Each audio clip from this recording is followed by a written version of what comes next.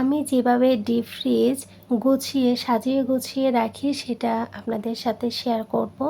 আসসালামু আলাইকুম, আমি টুপুর আপনাদের সাথে আছি কাছে দূরে যে যেখান থেকে আমার এই আজকে ব্লগ ভিডিও দেখতেছেন। আশা রাখি আল্লাহর রহমতে আপনারা সবাই অনেক বেশি ভালো আছেন।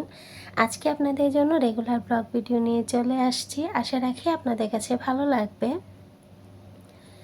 সকাল থেকে ভিডিওটা শুরু করেছি। তো সকালবেলা প্রথমে ঘুম থেকে রান্নাঘরে আসার পর আমি সাদা রুটি বানিয়ে নিয়েছি, কারণ আম্মা পরোটা পছন্দ করে না, না পারতে একটু যদি মুখে দেয়, কিন্তু আম্মা তেল দিয়ে পরোটা ভালো লাগে না। তার জন্য আম্মার জন্য ওই যে সাদা রুটি বানালাম প্রথমেই। ক্যামেরাটা তখন আর অন করি নাই, কারণ রুটিগুলো বানিয়ে আগে আম্মাকে দিয়ে দিচ্ছি। এহসানকে মাদ্রাসায় দিয়ে আসছি, তো ওই আর কি, তার জন্য তাড়াতাড়ি করে আম্মার জন্য রুটিটা আগে বানিয়ে নিলাম। নেওয়ার পরে এই তো আমি এখন চলে আসছি বেডরুমে, বেডটা গোছাবো। আর গত দিনের তরকারি ছিল আর ডিম সিদ্ধ দিয়ে আম্মার সকালের নাস্তাটা হয়ে গেছে, কারণ আম্মা চাল কুমড়া লাউ এগুলো অনেক বেশি পছন্দ। গতদিন চাল কুমড়াই রান্না করেছিলাম, তখনও বলছিল বউ চাল কুমড়াটা অনেক মজা হয়েছে, মিষ্টি মিষ্টি লাগতেছে। তো এই দিয়ে নাস্তা হয়ে গেছে। আর এদিকে একটু পরোটাও বানিয়েছি, রেডি করে আসছি। তো ভাবলাম আগে রুমটা গুছিয়ে নিই, তারপর আমি যাব হচ্ছে আবার রান্না করে। তো এখানে যে এই রুমের পাশাপাশি যে ফার্নিচারগুলো আছে এগুলাও একটু মুছে নিচ্ছি। আর একটা করে দেখবেন বিছানাটা গোছালে মনে হয় ঘরের অনেকটা অংশ গোছানো হয়ে গেছে। আর তারই পাশাপাশি যে ফার্নিচারগুলো থাকে এগুলা যদি একটু গুছিয়ে গাছিয়ে একটু মুছে রাখা যায়, তাহলেই দেখবেন ঘর সুন্দর থাকে আর পরিষ্কার থাকে। তো ওয়ার্ডরোবটাও আমি মুছে নিয়েছি। তো নেওয়ার পরে এই তো আমি আলমারিটাও মুছে নিয়েছি। আর বাচ্চাদের ঘরে দেখবেন একটু দাগ টাগ বেশি হয়ে যায়, কারণ ওরা খেলার ছলে হলেও দেখবেন এটার মধ্যে হাত দিয়ে ওইটার মধ্যে হাত দিয়ে, বিশেষ করে ফ্রিজগুলোর মধ্যে এত বেশি ইয়ে করে ওরা। ফ্রিজগুলোর মধ্যে ওই যে বারবার ময়লা হাতে ধরে ইয়ে করে। প্রত্যেক দিন ফ্রিজ গুলা মুছতে হয়। আর ফার্নিচারগুলো আমি যতটুকু পারি মোছার চেষ্টা করি। এখন আমি ডিপ ফ্রিজটা মুছে নিয়েছি, নেওয়ার পর নর্মাল ডিপ মিলিয়েছি সেটাও মুছে নেব। দুপুরে রান্নাবান্নাও করতে হবে, তো একেবারে একটাই রান্না করব।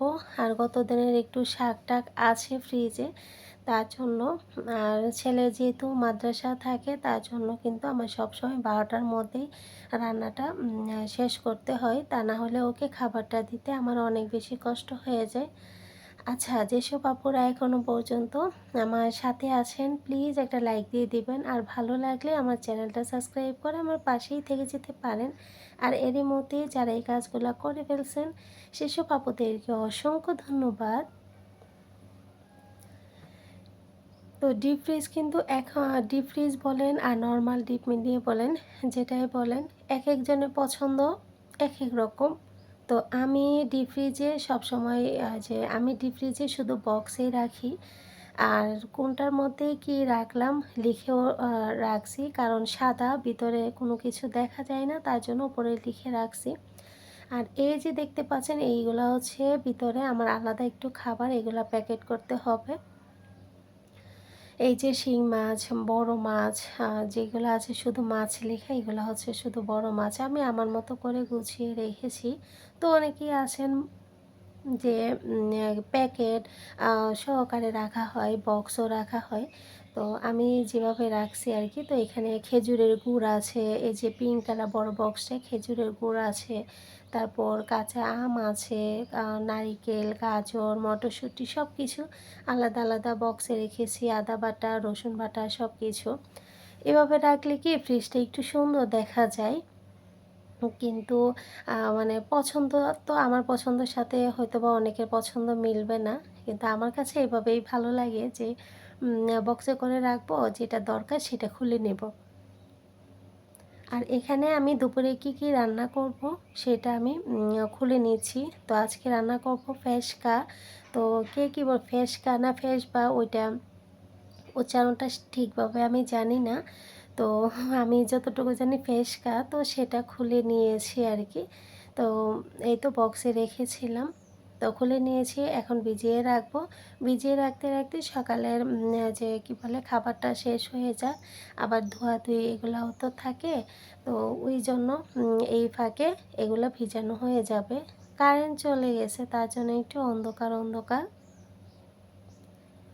আমি এখন পানি দিয়ে ভিজিয়ে রেখে দিচ্ছি, তারপর হাতের অন্যান্য কাজগুলো শেষ করব। এখন আমি একটা পরোটা বানিয়ে নিয়েছি। তো আজকে 4 কোনা পরোটা বানিয়েছি। তো গোল পরোটাও বানাই, তো আমার বেশিরভাগই গোল পরোটা বানানো হয়। 4 কোনা পরোটা আমি খুবই কম বানাই। তো তাওয়াটা বসিয়ে দিলাম, তারপর আমি 4 কোনা পরোটা দিয়ে দিলাম। আচ্ছা, একটা ঘরের মধ্যে দেখবেন কাজের কোনো শেষ থাকে না, অনেক কাজ থাকে। আর আমরা গৃহিণীরা আস্তে আস্তে সব কাজগুলাই করে নেই। পাশাপাশি কিন্তু বাচ্চাদের যে প্রাইভেটে আনা নেওয়া, মাদ্রাসায় আনা নেওয়া, দিয়ে আসা নিয়ে আসা সব কিছুই করতেছি। তো ফাঁকে ফাঁকে আপনাদের জন্য ভিডিও একটু একটু করে ক্যাপচার করছিলাম আর কি। এই তো পাওয়াটা রেডি হয়ে গিয়েছে। তো এখন আমি খাবারটা খেয়ে নিই, খেয়ে আবার দুপুরে রান্নার একটু আজকে ফেসকা যেহেতু রান্না করব, ভাবছি একটু আলু দিয়ে রান্না করব। তো পরোটা ভাজা হয়ে গেছে, আর এখানে পাকা আম। এখন তো ঘরে ঘরেই আম, আমাদের ঘরে তো যতদিন আমের সিজন থাকবে পাকা আম থাকবে। কারণ আম পাগল মানুষ আছে ঘরে, কারণ এসান অনেক বেশি পছন্দ করে।